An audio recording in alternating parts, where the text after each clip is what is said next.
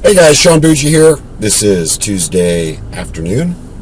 Quick video because of a recent response I got from somebody that's working on our national deed flip program. That's where you can actually partner up with us. We actually buy the property and give you anywhere from, depending on which program, we give you anywhere from 15 to 30% of our net. Our average net is 30 grand on a deal, so that's, as you can imagine, a serious chunk of change. Best one I've done was a little over 100 grand as a net. That was in Durham, North Carolina. Having said all that, what I got was an interesting text from somebody saying, "Hey Sean, I got your deed flip program. I'm excited. I found a lot of stuff that meets your criteria." And guys, all I look at is what's the debt and what can I sell it for. That's it. Now, even if it's what I can sell it for in good condition and it's not in good condition, I can backwards engineer that and allow for enough meat on the bone so that I know an investor will still buy it from me quickly, usually within a few weeks, for cash, and I can turn it around really, really fast, as is, where is. I don't tend to fix stuff up. I'm not HGTV. That's not my gig. I get it really cheap right before that foreclosure, give some money into the owner. Oftentimes, I'll even allow them to stay in the home for a little while. In that case, maybe a month, maybe even longer, but in that case, I'm going to give them some money up front and the rest of it when they're out. Cash for keys to make sure they leave. Having said all that, let's talk about buying in the hood. Because what this person did is they sent me a text and said, "Hey, I know I'm not supposed to contact you. I'm supposed to go through support. But I wanted you to know I'm excited. I found a bunch of deals, but it's in an area where the schools aren't good. It's in an area where you have to, it looks as if maybe you'd have to lock up the heating and air system outside. It's in an area that's pretty rough, high crime statistics, da-da-da-da-da." Guys, I don't care. I buy in the hood all the time. I care about three things, actually. What's the debt? What's it worth? As is, where is. I'll send out, once I get an agreement verbally, at least an idea of what they'll take, and it looks good, the numbers look good, I will send out a mobile notary if it's not in my area and have them take pictures. I use a mobile notary because it calms down the owner. It's somebody that's registered with the state. They know they can trust him. I'm not getting documents signed yet. I'm just getting pictures of the house inside and out and up and down the street. Want to see what it looks like? Can't always count on everything being updated, okay, with Google Maps. That's what I look for. I look for how fast can I flip it. I'm going to get that in a second. How fast can I flip it? How much do I have to pay, debt and owner, and how much can I flip it for? Okay? Now, that means I don't care if it's in the hood or not. And let me explain something, because I know I'm going to get crap from some guys out there that are going to say that's a racist comment or that's race-based. It is not. When I say the hood, okay, there's poor people with all color, okay, but it's not poor people in my opinion. When I say hood, my definition of the hood is an area where you have to chain down the heating and air system outside. You have to board it up or somebody's going to be doing drugs in there. That's my definition of the hood. So please don't start with me about this being any kind of race-based. Only color I see is green, guys. I'm flipping property. I don't care what everybody's color is. I don't. Now, the third item that I look for is speed. And I need to give you guys this calculation to use. I used to use this. I listed a lot of property between 1993 and 2007. Okay? I was a listing agent. I had a monstrous team with RE/MAX. We were in the RE/MAX Hall of Fame, President's Club, yada, yada, all that. Okay?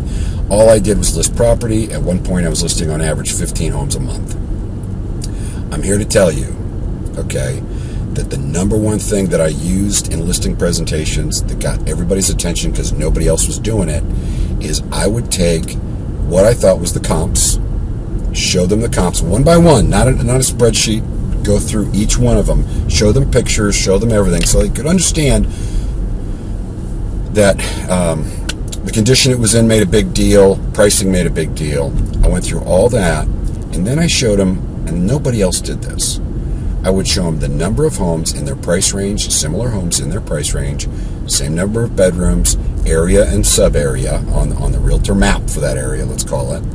And I would say, here's the number of homes like yours that sold over the last 12 months. And then I would say, here is the number of homes currently on the market in like yours in this price range.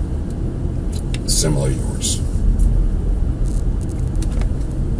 If it was 30 homes on the market and 30 homes sold last year, we've got a year's worth of inventory.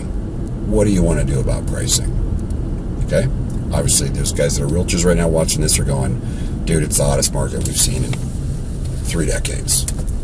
I agree with you. But at the time, this worked. And I'll tell you why this is important. So if I'm in an area, okay, and I'm trying to figure out what can I sell this for, I'm selling homes as is where is to investors. So I'm looking at the recent sales. All these are things you can get online for free, guys. Recent sales you can get online for free on a number of different websites. Okay, you can not only check out your property, but it'll usually give you similar comparable homes on the market, similar solds. I do recommend you talk to a realtor in that area to get the number of homes like this one that's sold in the last year and the number that are on the market right now. So if you've got 5 homes on the market and 40 of them sold last year, okay, that's 1/8. 1/8 of 12 months, 1.5 months. You got a 45-day listing period on average. Yes, there are other variables. I understand that. However, it gives you an idea of what's going on. And because I go just for the last 12 months, okay, I'm not getting a false expectation. I'm looking at recent current sales. I know that goes far beyond your comps. I know that things are going up. I'm just getting an idea on an annual basis how many are selling like this house and how many right now are active. That is my number.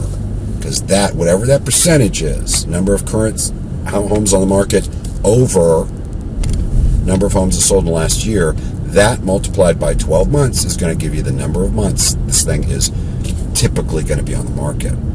Okay? The other thing I want to touch on really, really briefly is the importance of not being stupid about how you're pricing it. Online systems okay? Any kind of online system, they always have ranges built in if somebody's searching for a home.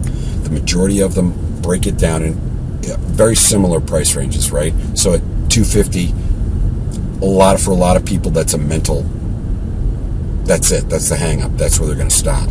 So being at $250 is going to capture the guy searching $250 to $350, say, or $150 to $250. Price it even so that you're hitting both pulls. That's important. You can be the top of a pull and the bottom of a pull. Of a pull meaning when they pull property up, looking in that price range. You can be at the top and the bottom by hitting that set number, right? And you can see online by looking at the different Zillow. When you look for searches, Zillow, Realtor.com, all that, they all have ranges. That's important. I used to do the silly thing where I do an odd pricing thinking that, and it did work for a while when I first started in the 90s, where they thought, God, they must have figured out, it's $14,623.17. They must have figured out exactly what they need, right? I used to do that. Now I always round, preferably down. Now, in the market like it's so hot right now, this is another thing that's going to be hard for you guys to follow me on or believe me. Let's say you think the property is worth $100,000, okay? I know you're not going to believe me, but these days I would price it at $95. It's going to get everybody's attention. In a super hot market like this, you're going to get bid up over 100 anyway, right? So come in a little low, and I'm telling you, it's going to pay off. I've found recently, whenever I drop a little bit, I actually end up above the last price point I was at. And that's another thing I'll say. The market will speak right now. It's so hot. Right now it's July of 2021. It's so hot the market will speak with you or to you very, very quickly if you're set at the right price. Don't be afraid to drop. I've said it before. I'll say it again. You're never going to lose money taking profit. Thanks, guys. Surplusfundsriches.net is where we're at. We have both overage programs and flip programs that we will partner with you on. Surplusfundsriches.net. Thanks. Hope somebody got some inspiration or a little nugget of knowledge here.